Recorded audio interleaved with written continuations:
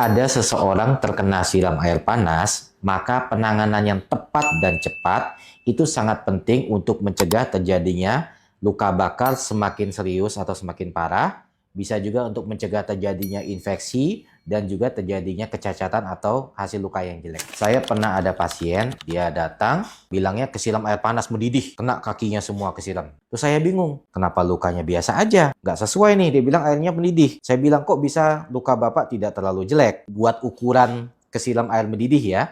Terus dia bilang begini, ya dok, karena saya tidak sengaja melihat videonya dokter tentang penanganan luka bakar siram air panas. Jadi dengan melihat video edukasi tersebut bisa membantu orang. Saya akan bagi 5 tips seperti biasa untuk penanganan yang cepat dan tepat terhadap tersiram air panas.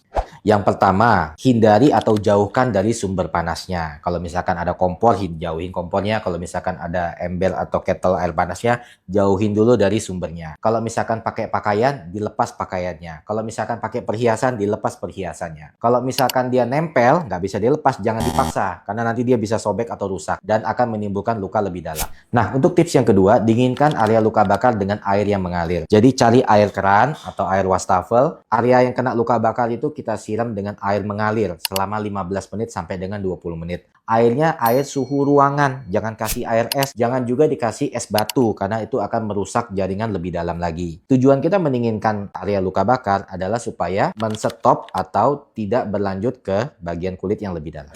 Nah, untuk tips yang ketiga, itu kita harus menjaga area luka bakarnya ya setelah proses pendinginan. Jangan sampai terjadi infeksi. Jangan kita olesin dengan odol, dengan minyak, dengan kopi, dengan mentega, atau dengan bahan-bahan tradisional lainnya. Nah, mengapa hal itu jangan sampai kita lakukan? Karena kalau kita lakukan, zat-zat tadi itu akan menutup lukanya dan menjebak panas di dalam. Itu juga berpotensi untuk menjadi infeksi. Nah, kalau saran saya sih, habis itu luka bakarnya ditutup ya. Bisa dengan kain bersih, bisa dengan kasa, bisa dengan wound dressing yang tidak lengket ya, supaya lukanya tidak sampai kena infeksi.